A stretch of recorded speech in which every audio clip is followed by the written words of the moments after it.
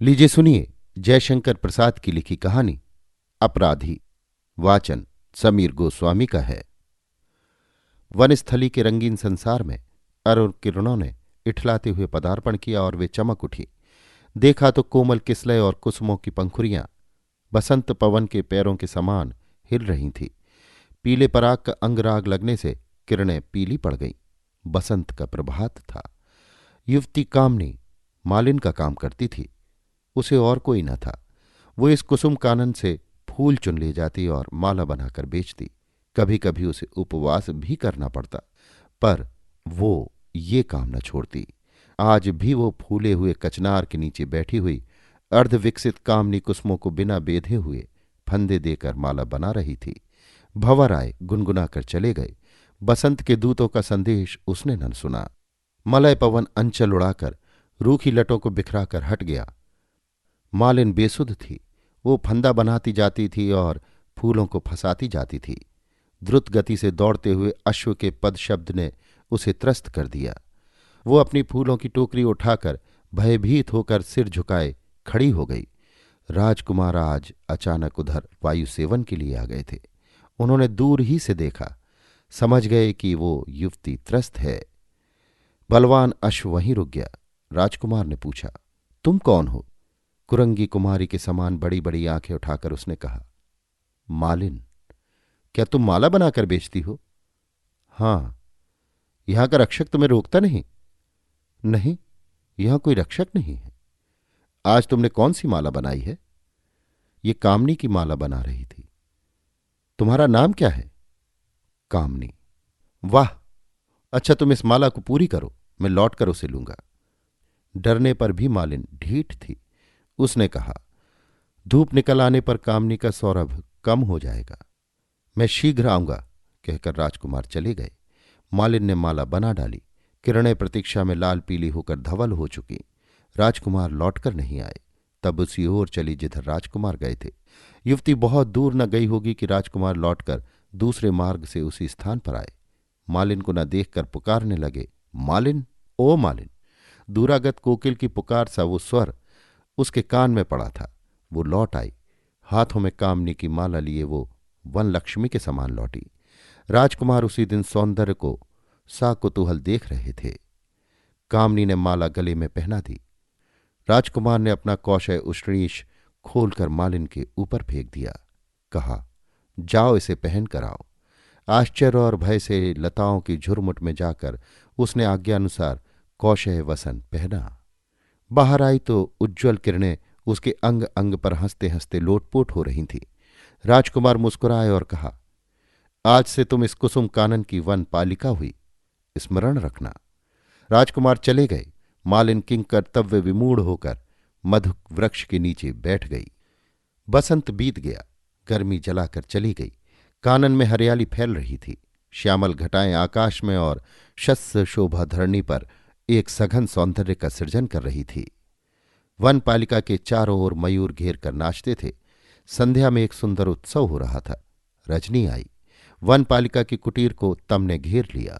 मूसलाधार वृष्टि होने लगी। युवती प्रकृति का मदविह्वल लास्य था। वन पालिका पर्णकुटीर के वातायन से चकित होकर देख रही थी। सहसा बाहर कंपित कंठ से शब्द हुआ, आश्रय चाहिए। वन पालिका ने कहा, तुम कौन हो? एक अपराधी। तब यहां स्थान नहीं है। विचार कर उत्तर दो, कहीं आश्रय न देकर तुम अपराध न कर बैठो। वन पालिका विचारने लगी। बाहर से फिर सुनाई दिया, विलंब होने से प्राणों की आशंका है। वन पालिका ने संकोच उठी और उसने द्वार खोल दिया। आगंतुक ने भीतर प्रवेश किया। वो एक बलिष्ठ युवक था। साहस उसकी मुखाकृति थी। वन पालिका ने पूछा, तुमने कौन सा अपराध किया है? बड़ा भारी अपराध है, प्रभात होने पर सुनाऊंगा। इस रात्रि में केवल आश्रय दो, कहकर आगंतुक अपना आदर वस्त्र निचोड़ने लगा। उसका स्वर विकृत और बदन नीरस था। अंधकार ने उसे और भी अस्पष्ट बना दिया था। युवती वन पालिका व्याकुल होकर प्रभात की प्रतीक्षा करने लगी। सहसा युवक ने उसका हाथ पकड़ लिया। वो त्रस्त हो गई, बोली, अपराधी? ये क्या? अपराधी हूं सुंदरी। अब की बार उसका स्वर परिवर्तित था।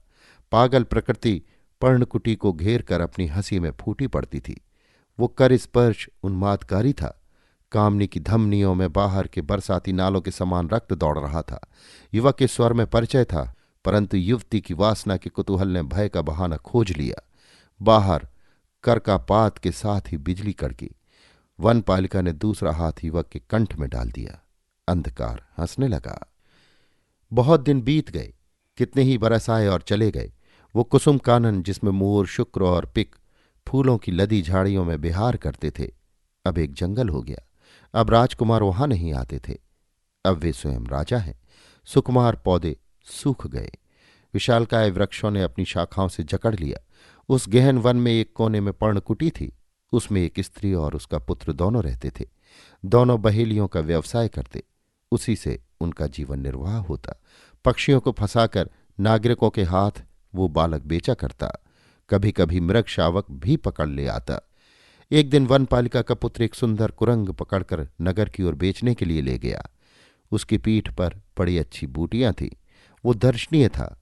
राजा का पुत्र अपने टट्टू पर चढ़कर घूमने निकला था। उसके रक्षक साथ थे। राजपुत्र मचल गया। किशोर मूल्य मांगने लगा। रक्षकों ने कुछ देकर उसे छीन लेना चाहा। किशोर ने कुरंग का फंदा ढीला कर दिया। वो छलांग भरता हुआ निकल गया।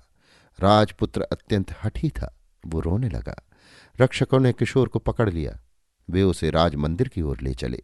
वातायन से रानी ने देखा, उसका लाल रोता हुआ लौट रहा है। एक आंधी सी आ गई। रानी ने समाचार सुनकर उस बहेलिये के लड़के को बैंतों से पीटे जाने की आज्ञा दी। किशोर ने बिना रोए चिल्लाए और आंसू बहाए बैंतों की चोट सहन की। उसका सारा अंग शत विक्षत था, पीड़ा से चल नहीं सकता था। मृगया से लौटते हुए राजा ने देखा। एक बार दया तो आई, परंतु उसका कोई उपयोग न हुआ। रानी की आज्ञा थी। वनपालिका ने राजा के निकल जाने पर किशोर को गोद में उठा लिया। अपने आंसुओं से घाव धोती हुई उसने कहा, आह, वे कितने निर्दयी हैं। फिर कई वर्ष बीत गए। नवीन राजपूत को मृगया की शिक्षा के लिए, लक्ष्य साधने के लिए वही नगरोपकंठ का वन स्थिर हुआ। वहां राजपूत हिरणों पर, पक्षियों पर तीर चलाता। वनपालिका को अब फिर कुछ लाभ होने लगा। हिरणों को हाँकने से, पक्षियों का पता बताने से कुछ मिल जाता है, परंतु उसका पुत्र किशोर राजकुमार की मृगया में भाग न लेता।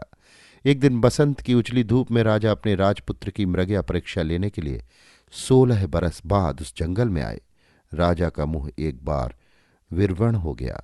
उस कुसुम कानन के सभी सुकुमार पौधे सूख कर लोप हो गए हैं। उनकी पेड़ियों में कहीं कहीं दो एक अंकुर निकलकर अपने प्राचीन बीज का निर्देश करते थे। राजा स्वप्न के समान उस अतीत की कल्पना कर रहे थे। अहेरियों के वेश में राजपुत्र और उसके समवयस्क जंगल में आए। किशोर भी अपना धनुष लिए एक ओर खड़ा था।